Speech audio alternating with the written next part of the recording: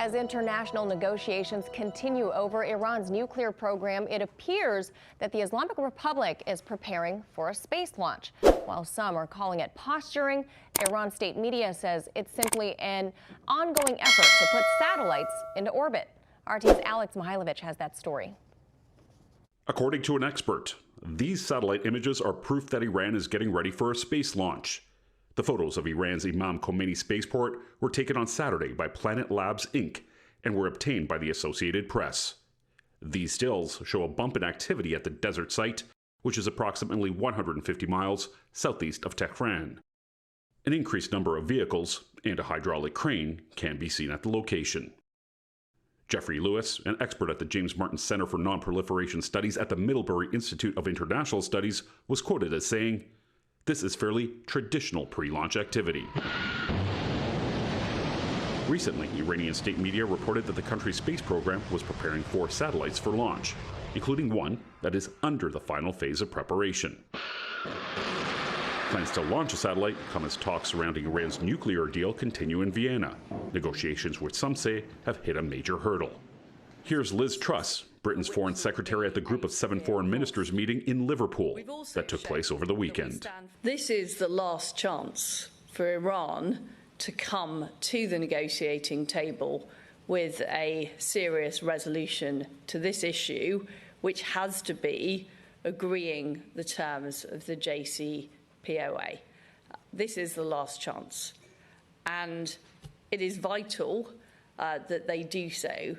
We will not allow Iran to acquire a nuclear weapon, and it is vital that they come to the table and are serious about the negotiations. Addressing the international meetings in Vienna, U.S. Secretary of State Antony Blinken said, "I have to tell you, recent moves, recent rhetoric don't give us a lot of cause for optimism." Iran continues to insist that its nuclear program is for energy and that it is not seeking nuclear weapons. Officials from that country seem more optimistic about the negotiation process than some of their Western counterparts. I think this is normal that two parties have disagreements, and the path we take sometimes slows down and sometimes accelerates. This is not unusual, but the important thing is that the intention of the parties is to progress on the path forward. As for the Iranian satellite launch, if it happens, it is the latest in over a decade of similar activity, of which the U.S. alleges defies a UN Security Council resolution calling on Iran to undertake no activity related to ballistic missiles capable of delivering nuclear weapons. So far, Iran has not acknowledged the latest report of activity at the spaceport. For In Question, I'm Alex Mihailovich. All right, here to expand on all of this, our expert panel, former Pentagon official Mike Maloof, and professor at Tehran University and a party to those Vienna nuclear talks, Professor Mohammad Morandi. Now, Professor Morandi, I'll go to you first. Can you give us an update as to how the talks are going in Vienna, and what do you know about the activity at the Imam Khomeini spaceport? What is Iran planning to launch? So after the presidential elections in Iran, the new administration, I think, has shown itself to be more steadfast with regards to protecting Iranian rights. I think the previous president was too lenient and gave too many concessions, even after the JCPOA was signed. So in the final months of the administration, the old Mr. Rouhani's team began a new series of negotiations, 6 rounds of negotiations. At the end, they had a series of texts with many brackets, many differences. And what the new team did was that it reviewed those texts, and it saw areas in which the texts, which were not agreed upon and had many brackets, were violating the JCPOA, the nuclear deal. And even though the new administration is critical of the JCPOA, they believe that Iran gave too many concessions. But since Iran is unlike the United States, it believes that it has to abide by its commitments. So they said that we will implement the JCPOA, but the JCPOA in full, not some half-baked proposal by the United States to limit Iran within the JCPOA. In other words, giving Iran something much less than the JCPOA. So the new administration saw those areas in the text which were violating the JCPOA. They corrected those, and areas which were ambiguous, they explained them. So the Western media and their Persian media, the Persian media funded by Western governments and their cyber armies, the MEK terrorist organization based in Albania, they started attacking Iran, that the Iranian nuclear team was destroying the negotiations, whereas they were doing nothing of the sort. They were basically saying what was discussed before is fine, but those areas which are in conflict with the JCPOA, which is what was agreed upon, have to be rectified, and ambiguities have to be resolved. And in fact, the Iranian proposals were much smaller in scope than all the differences combined in the previous text. But now, initially, the Western countries were resisting, but fortunately, the Iranian delegation has been steadfast, but also, I think, very competent. And we are seeing a shift among the Europeans, and that probably means a shift in the United States as well. But there's a long way to go, so we have to see. Of course. And real briefly, is Iran launching anything that the West should be worried about, or are these really just satellites going up into space?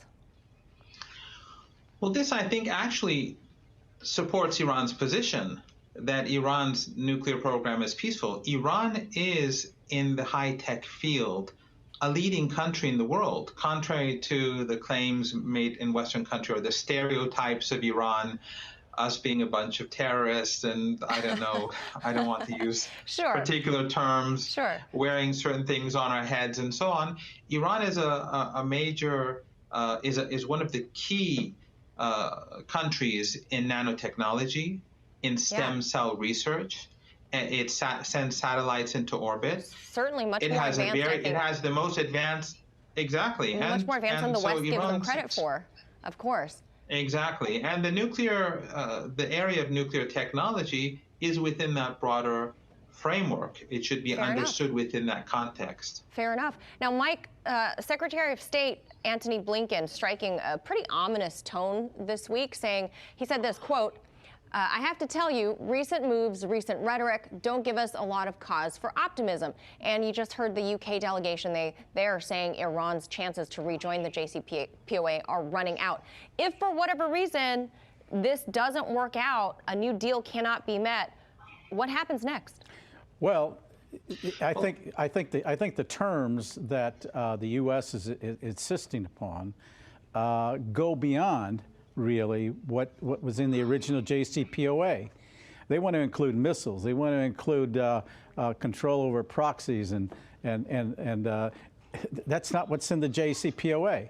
And if it doesn't, if they can't arrive at any conclusion, then the warning from the UK minister is ominous, because it means they might reimpose European sanctions.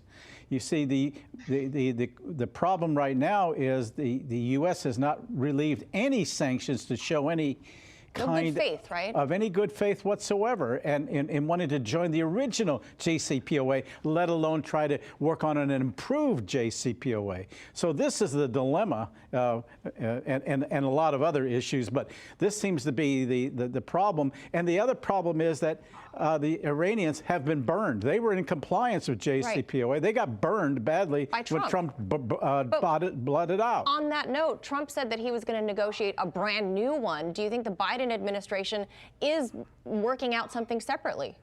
Not before they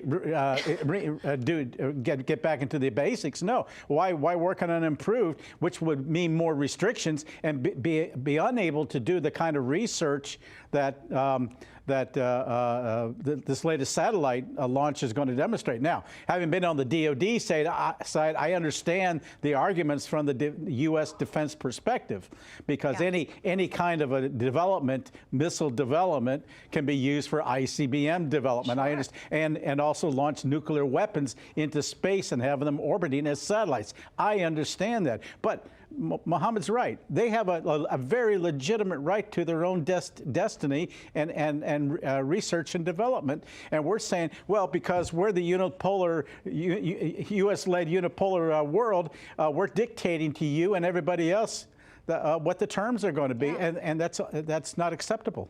It's simply not fair. Yeah. Lastly, Professor, real quickly, now that Germany has sworn in a new chancellor, what sense are you getting from the Germans? Is it different from that of a Merkel administration regarding the JCPOA?